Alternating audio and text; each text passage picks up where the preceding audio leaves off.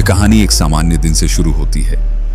वह अपने होटल में बैठा था, रोज की तरह हिसाब किताब कर रहा था।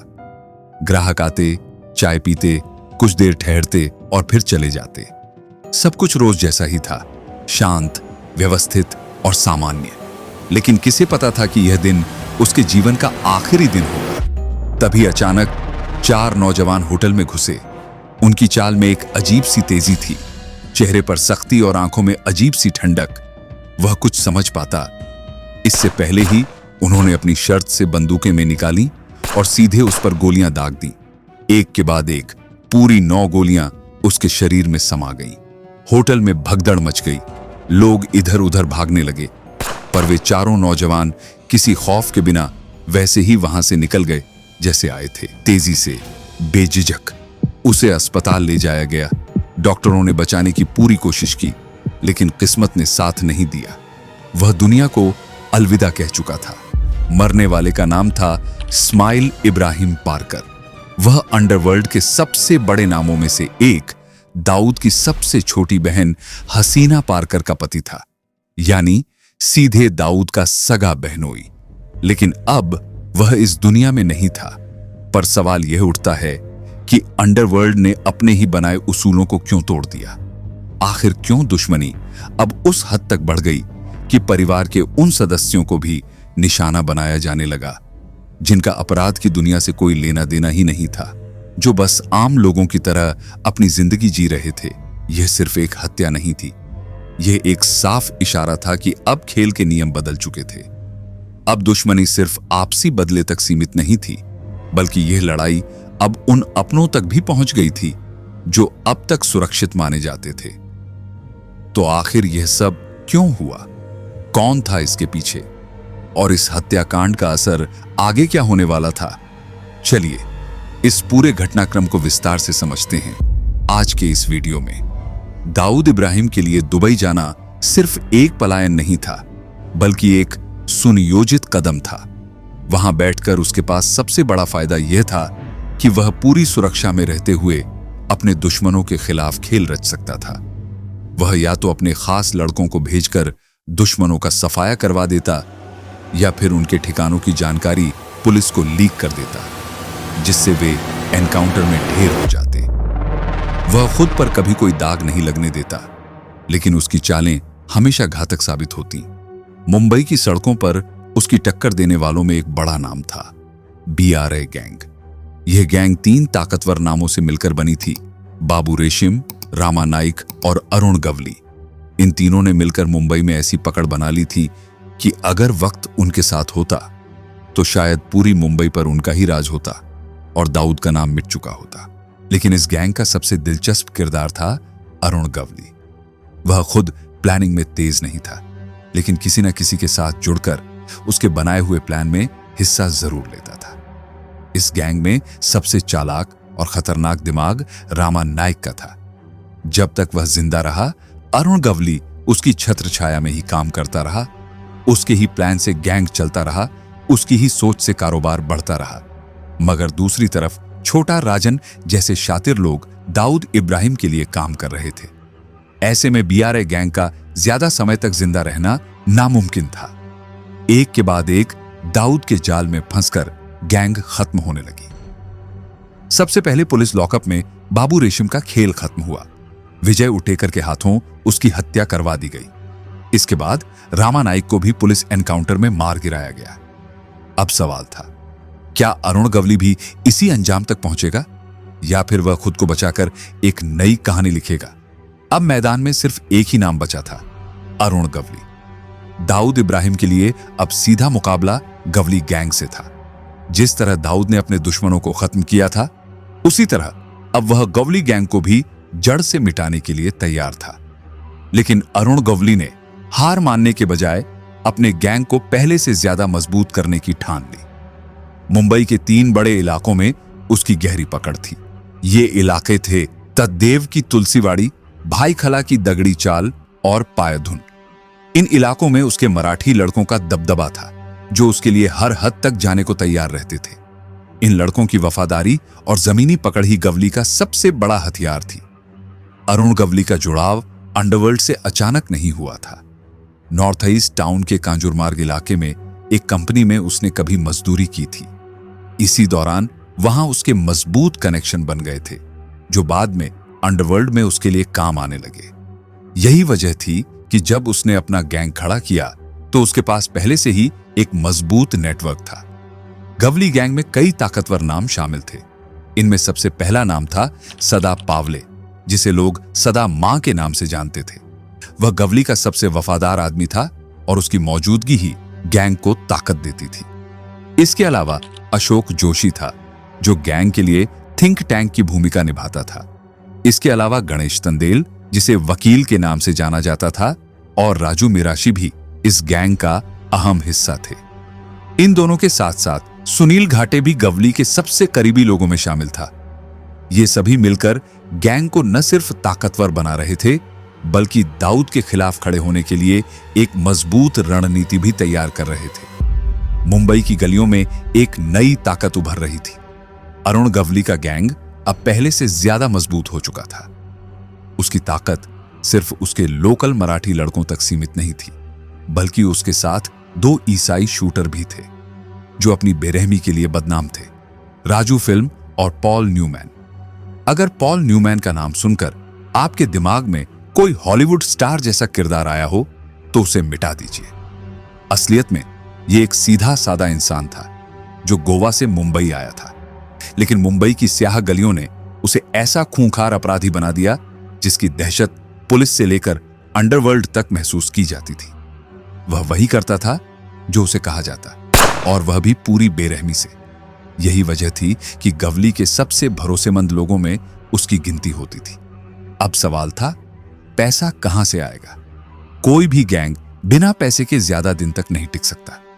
दाऊद इब्राहिम दुबई में बैठा था, लेकिन मुंबई से आने वाले पैसों पर ही उसकी हुकूमत टिकी थी। यह पैसे उसके कुछ खास सपोर्टर्स के जरिए उसके पास पहुंचते थे। गवली ने इन्हीं सपोर्टर्स को अपना नया निशाना बनाने का फैसला किया। अब गवली के लड़के उन लोगों की तलाश में थे जो दाऊद को मुंबई में पैसा मुहैया कराते थे। ऐसे ही एक शख्स का नाम था सतीश राजे। यह नाम अब गवली गैंग के टारगेट लिस्ट में सबसे ऊपर था। लेकिन सवाल यह था कि क्या दाऊद इस हमले को रोक पाएगा, या फिर मुंबई की सड़कों पर एक और खूनी खेल शुरू होने वाला था। मुंबई की सड़कों पर खून बहाने की साजिश रची जा रही थी। सतीश राजे डी कंपनी का एक बेहद अहम खिलाड़ी, जिसने दाऊद इब्राहिम के लिए न सिर्फ पैसे वसूले थे, बल्कि कई खौफनाक वारदातों को भी अंजाम दिया था। उसकी मौजूदगी ही दाऊद की ताकत को मुंबई में बनाए रखे थे। अरुण गवली जानता था कि अगर सतीश राजे का सफाया कर दिया जाए तो डी कंपनी की जड़ें कमजोर हो जाएंगी। गवली ने सिगरेट का कश लेते हुए अपने खास आदमी से कहा, सतीश, राजे को ठिकाने लगाना है। बहुत उछल रहा है। एक बार इसे साफ कर दिया तो दाऊद के लड़के खुद छुपते फिरेंगे। गवली गैंग ने अपने सबसे भरोसेमंद शूटरों को इस मिशन पर लगा दिया। अब राजे की रैकी शुरू हो गई। वह कब घर से निकलता है, कहां जाता है, किससे मिलता है, कौन कौन उसकी सुरक्षा में रहता है, हर छोटी से छोटी जानकारी जुटाई जाने लगी। दूसरी तरफ सतीश राजे को भी अंदाजा हो चुका था कि उसकी गर्दन पर शिकंजा कसता जा रहा है। अब कोई भी गोली मेरा नाम लिखकर नहीं आएगी। यह पुलिस की भी हो सकती है या फिर किसी दुश्मन की, सतीश ने अपने एक आदमी से कहा। उसे पता था कि दाऊद के दुबई शिफ्ट होने के बाद उसके लोगों पर खतरा और बढ़ गया है। अब सिर्फ गवली गैंग ही नहीं, बल्कि पठान गैंग, हाजी मस्तान के लोग और मुंबई में उभर रहे कई नए छोटे गैंग भी डी कंपनी के गुर्गों को खत्म करने की ताक में बैठे थे। चेंबूर इलाके में वासु दादा और अब्दुल कुंजू, ये दोनों भी सतीश राजे का गेम बजाने के लिए मौके की तलाश में थे। लेकिन सतीश कोई मामूली खिलाड़ी नहीं था। वह अंडरवर्ल्ड के उस पुराने खेल को बखूबी जानता था जिसमें किसी का भी सफाया करने की प्लानिंग कैसे होती है। पहले मेरी हर एक हरकत पर नजर रखी जाएगी, फिर मेरे रूटीन को समझकर सही टाइम और डेट फिक्स की जाएगी, फिर किसी सिग्नल पर मेरी गाड़ी को ओवरटेक करके गोलियों की बारिश होगी और हत्यारे हवा में गायब। यह तरीका नया नहीं था, बल्कि अंडरवर्ल्ड में सालों से आजमाया जा रहा था। तेज, सटीक और कारगर। मुंबई के अंडरवर्ल्ड में एक और खूनी खेल शुरू होने वाला था। सतीश राजे हमेशा अपनी स्पेशल कार में सफर करता था। उसकी गाड़ी के काले शीशे बाहर की दुनिया से उसे छुपाए रखते थे। अंदर वह पिछली सीट पर बैठता, उसके दाएं बाएं 2 बॉडीगार्ड होते और वह खुद को पूरी तरह महफूज समझता। लेकिन हकीकत कुछ और थी। मुंबई की सड़कों पर उसकी मौत के फरिश्ते पहले ही उतर चुके थे। 21 नवंबर 1988 यह वही दिन था जिसे अरुण गवली गैंग ने सतीश राजे का खेल खत्म करने के लिए चुना था। मुंबई के परेल इलाके में सतीश राजे का अड्डा था। उसी अड्डे से वह अपनी गाड़ी में निकला।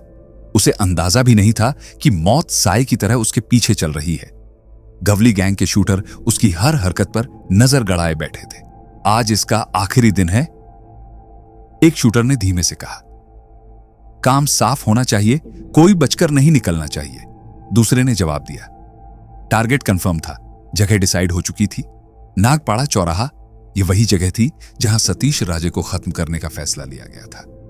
अब सिर्फ एक सही मौके का इंतजार था, और जैसे ही वह मौका आता, मुंबई के अंडरवर्ल्ड का यह खूनी खेल एक नए मोड़ पर पहुंच जाता।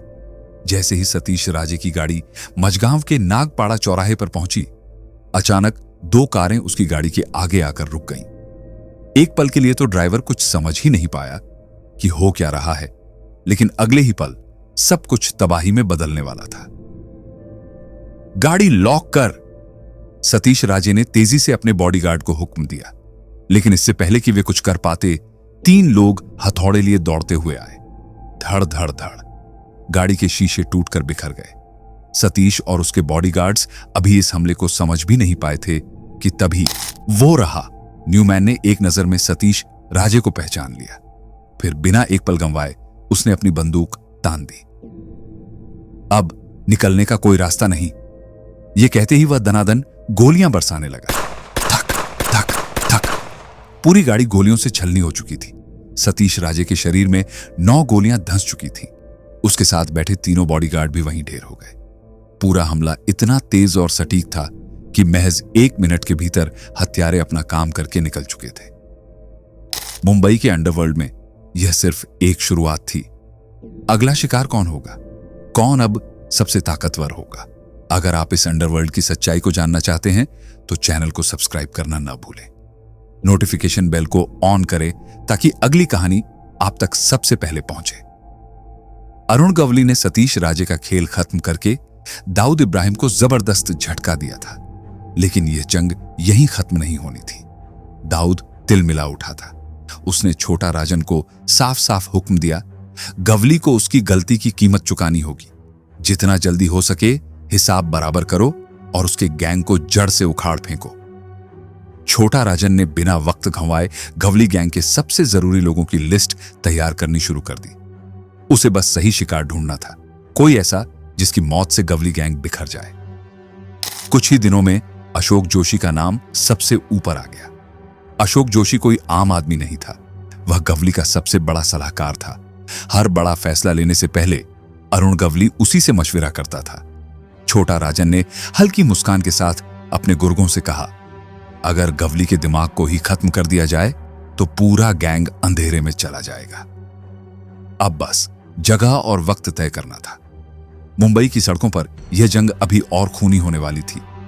अशोक जोशी गवली का सबसे भरोसेमंद आदमी। अरुण गवली उसे अपने बड़े भाई जैसा मानता था, मगर जिस मुंबई अंडरवर्ल्ड में दोस्ती की कद्र कम और गद्दारी की कीमत ज्यादा होती है, वहां दुश्मन से ज्यादा अपनों से बचना जरूरी होता है। छोटा राजन की टीम ने अशोक जोशी के ड्राइवर श्याम सुंदर नायर को पैसों का लालच दिया। बस हमें अंदर की खबर चाहिए, बाकी काम हम संभाल लेंगे। पैसों की चमक के आगे वफादारी टिक न सकी। श्याम सुंदर नायर ने अपने ही मालिक की हर एक हलचल छोटा राजन तक पहुंचा दी। अब बस सही वक्त का इंतजार था। 3 दिसंबर 1988, एक ठंडी रात, और अशोक जोशी को अंदाजा भी नहीं था कि मौत उसके साथ सफर कर रही थी। वह अपने ड्राइवर और 3 शूटरों के साथ पुणे की ओर जा रहा था, लेकिन यह सफर उसके लिए आखिरी साबित होने वाला था। पीछे 2 गाड़ियों में बैठे 15 हथियारबंद लोग उसकी हर हरकत पर नजर रखे हुए थे। उनका एक ही मकसद था, अशोक जोशी को खत्म करना। मगर इस पूरे प्लान में एक दिलचस्प मोड़ था। अशोक जोशी को इस साजिश का जरा भी इल्म नहीं था, लेकिन उसका ड्राइवर सब कुछ जानता था। आखिर वही तो इस गद्दारी की सबसे अहम कड़ी था। इस ऑपरेशन को छोटा राजन खुद लीड कर रहा था। उसके इशारे पर ही हर कदम उठाया जा रहा था। अब बस आखिरी चाल चलनी बाकी थी। और फिर अशोक जोशी का नाम मुंबई के अंडरवर्ल्ड के इतिहास में सिर्फ एक कहानी बनकर रह जाना था। छोटा राजन उस वक्त दाऊद इब्राहिम के साथ था। जैसे ही उसे इशारा मिला, वो अपने तिलक नगर वाले घर से निकला और सौत्या के साथ कार में बैठ गया। सौत्या हमेशा हथियारों से लैस रहता था। इस बार काम क्लीन होना चाहिए, कोई बचना नहीं चाहिए, उसने अपनी AK-24 को चेक करते हुए कहा। उसके पास 15 हैंड ग्रेनेड भी थे। एक आदमी को खत्म करने के लिए इतना भारी इंतजाम? नहीं, यह सिर्फ एक हत्या नहीं थी, यह एक संदेश था। कुछ देर बाद विरार का गजेंद्र ठाकुर, जिसे सब भाई ठाकुर के नाम से जानते थे, इस टीम में शामिल हो गया। पहले मेरी हर एक हरकत पर नजर रखी जाएगी, फिर मेरे रूटीन को समझकर सही टाइम और डेट फिक्स की जाएगी। फिर किसी सिग्नल पर मेरी गाड़ी को ओवरटेक करके गोलियों की बारिश होगी और हत्यारे हवा में गायब। यह तरीका नया नहीं था, बल्कि अंडरवर्ल्ड में सालों से आजमाया जा रहा था। तेज, सटीक और कारगर। मुंबई के अंडरवर्ल्ड में एक और खूनी खेल शुरू होने वाला था। सतीश राजे हमेशा अपनी स्पेशल कार में सफर करता था। उसकी गाड़ी के काले शीशे बाहर की दुनिया से उसे छुपाए रखते थे। अंदर वह पिछली सीट पर बैठता, उसके दाएं बाएं 2 बॉडीगार्ड होते और वह खुद को पूरी तरह महफूज समझता। लेकिन हकीकत कुछ और थी। मुंबई की सड़कों पर उसकी मौत के फरिश्ते पहले ही उतर चुके थे। 21 नवंबर 1988। यह वही दिन था जिसे अरुण गवली गैंग ने सतीश राजे का खेल खत्म करने के लिए चुना था। मुंबई के परेल इलाके में सतीश राजे का अड्डा था। उसी अड्डे से वह अपनी गाड़ी में निकला। उसे अंदाजा भी नहीं था कि मौत साए की तरह उसके पीछे चल रही है। गवली गैंग के शूटर उसकी हर हरकत पर नजर गड़ाए बैठे थे। आज इसका आखिरी दिन है, एक शूटर ने धीमे से कहा। काम साफ होना चाहिए, कोई बचकर नहीं निकलना चाहिए, दूसरे ने जवाब दिया। टारगेट कंफर्म था, जगह डिसाइड हो चुकी थी। नागपाड़ा चौराहा, ये वही जगह थी जहां सतीश राजे को खत्म करने का फैसला लिया गया था। अब सिर्फ एक सही मौके का इंतजार था, और जैसे ही वह मौका आता, मुंबई के अंडरवर्ल्ड का यह खूनी खेल एक नए मोड़ पर पहुंच जाता। जैसे ही सतीश राजे की गाड़ी मझगांव के नागपाड़ा चौराहे पर पहुंची, अचानक 2 कारें उसकी गाड़ी के आगे आकर रुक गईं। एक पल के लिए तो ड्राइवर कुछ समझ ही नहीं पाया कि हो क्या रहा है, लेकिन अगले ही पल सब कुछ तबाही में बदलने वाला था। गाड़ी लॉक कर, सतीश राजे ने तेजी से अपने बॉडीगार्ड को हुक्म दिया। लेकिन इससे पहले कि वे कुछ कर पाते, 3 लोग हथौड़े लिए दौड़ते हुए आए। गाड़ी के शीशे टूटकर बिखर गए। सतीश और उसके बॉडीगार्ड्स अभी इस हमले को समझ भी नहीं पाए थे कि तभी न्यूमैन ने एक नजर में सतीश राजे को पहचान लिया। फिर बिना एक पल गंवाए उसने अपनी बंदूक तान दी।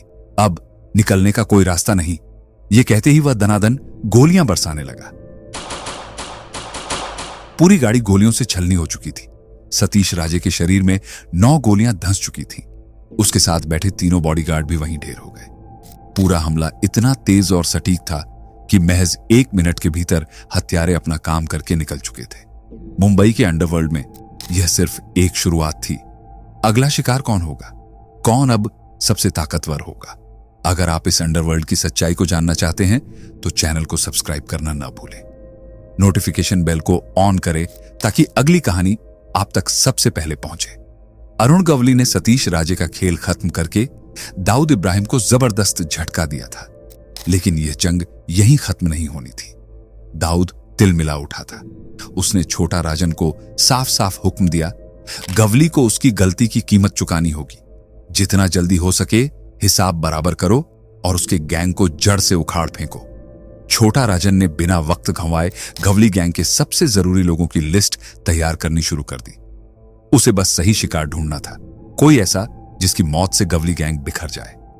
कुछ ही दिनों में अशोक जोशी का नाम सबसे ऊपर आ गया। अशोक जोशी कोई आम आदमी नहीं था, वह गवली का सबसे बड़ा सलाहकार था। हर बड़ा फैसला लेने से पहले अरुण गवली उसी से मशविरा करता था। छोटा राजन ने हल्की मुस्कान के साथ अपने गुर्गों से कहा, अगर गवली के दिमाग को ही खत्म कर दिया जाए तो पूरा गैंग अंधेरे में चला जाएगा। अब बस जगह और वक्त तय करना था। मुंबई की सड़कों पर यह जंग अभी और खूनी होने वाली थी। अशोक जोशी गवली का सबसे भरोसेमंद आदमी। अरुण गवली उसे अपने बड़े भाई जैसा मानता था, मगर जिस मुंबई अंडरवर्ल्ड में दोस्ती की कद्र कम और गद्दारी की कीमत ज्यादा होती है, वहां दुश्मन से ज्यादा अपनों से बचना जरूरी होता है। छोटा राजन की टीम ने अशोक जोशी के ड्राइवर श्याम सुंदर नायर को पैसों का लालच दिया। बस हमें अंदर की खबर चाहिए, बाकी काम हम संभाल लेंगे। पैसों की चमक के आगे वफादारी टिक न सकी। श्याम सुंदर नायर ने अपने ही मालिक की हर एक हलचल छोटा राजन तक पहुंचा दी। अब बस सही वक्त का इंतजार था। 3 दिसंबर 1988, एक ठंडी रात, और अशोक जोशी को अंदाजा भी नहीं था कि मौत उसके साथ सफर कर रही थी। वह अपने ड्राइवर और 3 शूटरों के साथ पुणे की ओर जा रहा था, लेकिन यह सफर उसके लिए आखिरी साबित होने वाला था। पीछे 2 गाड़ियों में बैठे 15 हथियारबंद लोग उसकी हर हरकत पर नजर रखे हुए थे। उनका एक ही मकसद था, अशोक जोशी को खत्म करना। मगर इस पूरे प्लान में एक दिलचस्प मोड़ था। अशोक जोशी को इस साजिश का जरा भी इल्म नहीं था, लेकिन उसका ड्राइवर सब कुछ जानता था। आखिर वही तो इस गद्दारी की सबसे अहम कड़ी था। इस ऑपरेशन को छोटा राजन खुद लीड कर रहा था। उसके इशारे पर ही हर कदम उठाया जा रहा था। अब बस आखिरी चाल चलनी बाकी थी। और फिर अशोक जोशी का नाम मुंबई के अंडरवर्ल्ड के इतिहास में सिर्फ एक कहानी बनकर रह जाना था। छोटा राजन उस वक्त दाऊद इब्राहिम के साथ था। जैसे ही उसे इशारा मिला, वो अपने तिलक नगर वाले घर से निकला और सौत्या के साथ कार में बैठ गया। सौत्या हमेशा हथियारों से लैस रहता था। इस बार काम क्लीन होना चाहिए, कोई बचना नहीं चाहिए, उसने अपनी AK-24 को चेक करते हुए कहा। उसके पास 15 हैंड ग्रेनेड भी थे। एक आदमी को खत्म करने के लिए इतना भारी इंतजाम? नहीं, यह सिर्फ एक हत्या नहीं थी, यह एक संदेश था। कुछ देर बाद विरार का गजेंद्र ठाकुर, जिसे सब भाई ठाकुर के नाम से जानते थे, इस टीम में शामिल हो गया।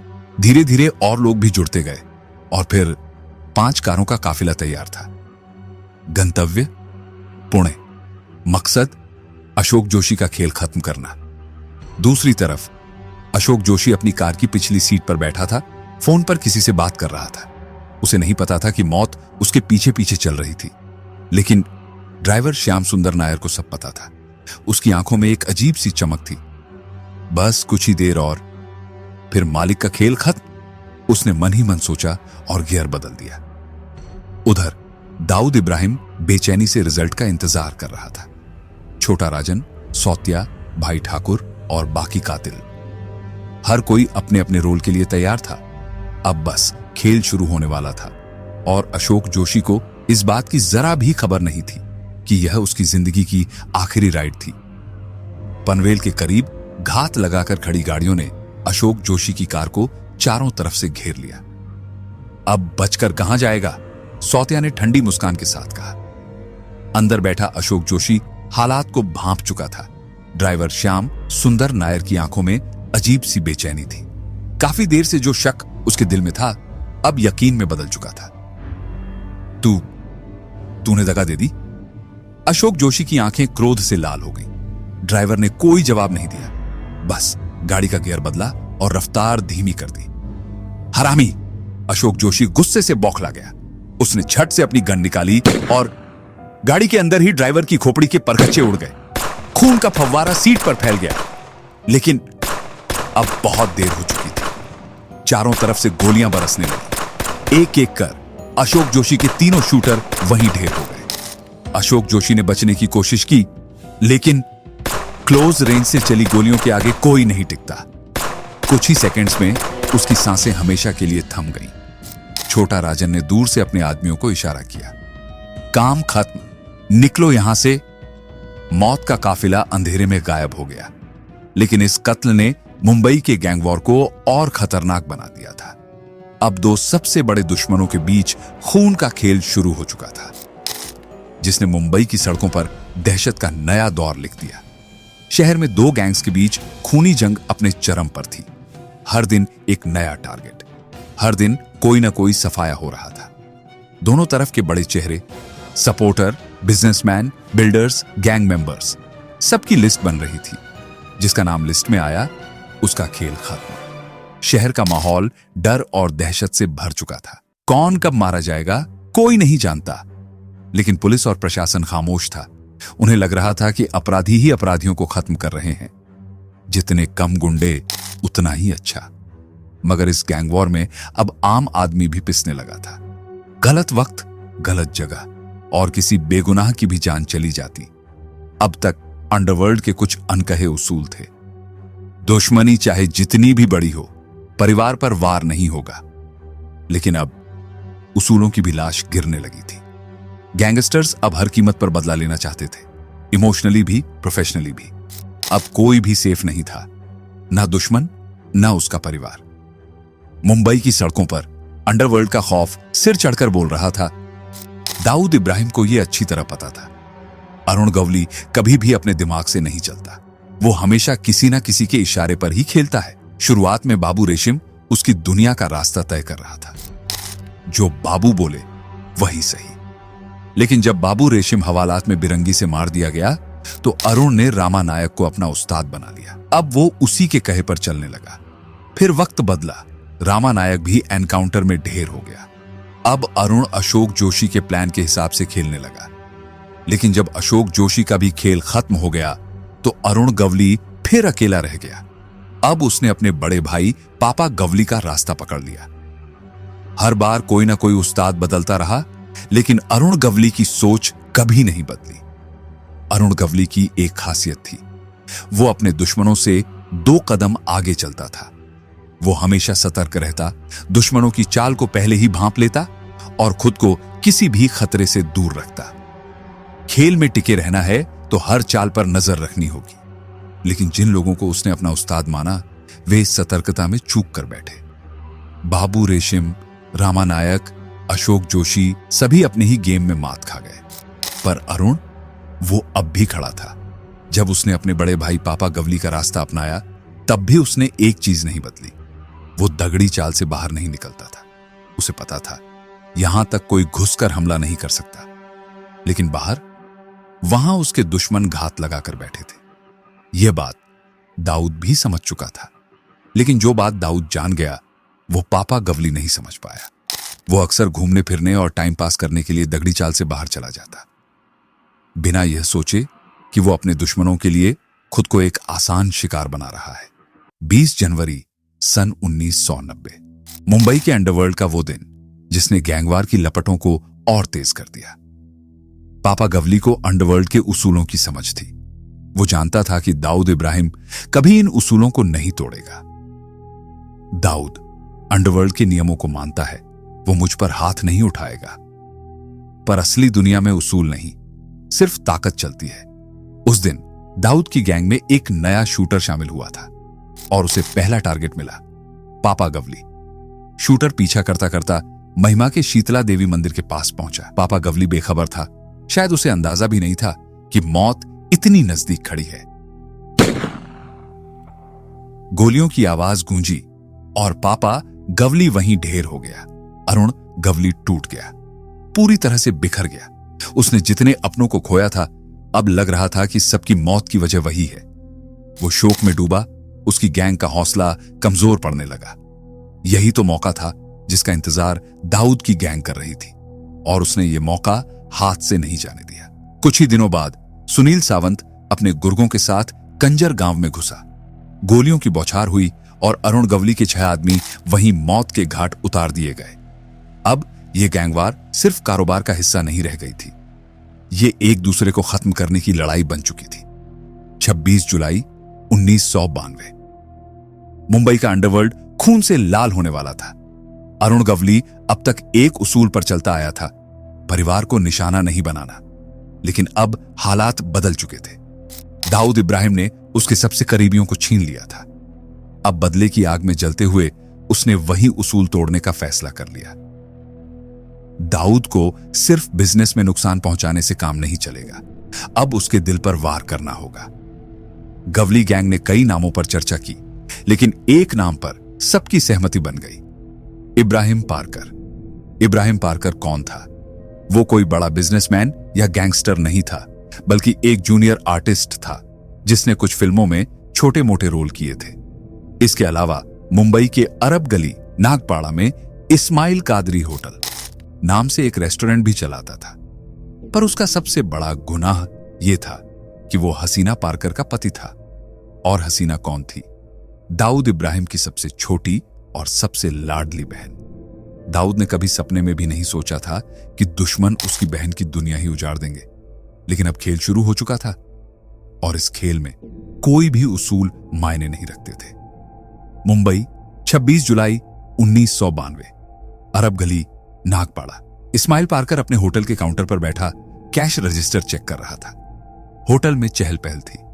कुछ लोग चाय की चुस्कियों के साथ अपनी कहानियां सुना रहे थे, तो कुछ अपने झगड़े सुलझाने के लिए इस्माइल से सलाह मांग रहे थे। अरे भाई, ये तो रोज का मामला है, बैठ, चाय पी, सब सुलझ जाएगा। इस्माइल हंसते हुए किसी झगड़ालू ग्राहक को समझा रहा था। तभी उसके ड्राइवर सलीम ने आकर कहा, चलना नहीं है क्या? देर हो रही है। इस्माइल ने कैश रजिस्टर बंद किया, कुर्सी से उठा और होटल के बाहर निकला। शाम का वक्त हो चला था, सूरज ढलने लगा था और फिर मौत अपने 4 सवारों के साथ आई। 4 लोग मोटरसाइकिल पर आए, बिना वक्त गंवाए बंदूकें निकाली और देखते ही देखते गोलियों की बौछार शुरू हो गई। धाए धाए धाए। इस्माइल पार्कर लड़खड़ा गया। गोलियां सीने में उतर रही थीं, खून की धारें फुटपाथ पर गिर रही थीं। हमलावर बिना रुके, बिना पीछे देखे वहां से फरार हो गए। होटल के अंदर भगदड़ मच गई। कुछ लोगों ने उसे संभालने की कोशिश की, पर इस्माइल दर्द से कराहते हुए गिर पड़ा। अस्पताल, जल्दी। उसे तुरंत अस्पताल ले जाया गया, लेकिन किस्मत को कुछ और ही मंजूर था। रास्ते में ही उसने दम तोड़ दिया। जब यह खबर हसीना पार्कर तक पहुंची तो उसके पैरों तले जमीन खिसक गई। उसे यकीन ही नहीं हो रहा था कि उसकी खुशहाल दुनिया एक पल में उजड़ चुकी थी। दाऊद इब्राहिम के सबसे करीबी इंसान को मारकर अरुण गवली ने यह साफ कर दिया था। अब यह लड़ाई कानून के दायरे से बाहर निकल चुकी थी। अब यह लड़ाई दिल और बदले की थी। तो दोस्तों, इस्माइल पार्कर की मौत के बाद कुछ वक्त के लिए गैंगवार की आग ठंडी पड़ गई थी, पर यह ठहराव सिर्फ एक तूफान से पहले की शांति थी। दाऊद इब्राहिम के लिए यह एक सीधा हमला था, उसकी इज्जत पर, उसके रुतबे पर, और वो इसे यूं ही छोड़ने वालों में से नहीं था। अरुण गवली के शूटरों को सबक सिखाना होगा। दाऊद ने छोटा शकील को इशारा किया और छोटा शकील ने अपने शूटरों को ग्रीन सिग्नल दे दिया। इसके बाद जो हुआ वो मुंबई के इतिहास के सबसे खौफनाक गैंगवार में से एक बन गया। JJ hospital shoot out. दिन दहाड़े अस्पताल के भीतर गोलियों की बरसात हुई। हर तरफ अफरा तफरी मच गई। डॉक्टर, मरीज, नर्सें सब दहशत में थे। मुंबई का अंडरवर्ल्ड अब एक ऐसी जंग में उतर चुका था जहां बदले की कोई हद नहीं थी। यह थी अरुण गवली और दाऊद इब्राहिम की गैंगवार की इनसाइड स्टोरी। अगर आपको यह वीडियो पसंद आया हो तो अपनी राय हमें कमेंट बॉक्स में जरूर बताइए।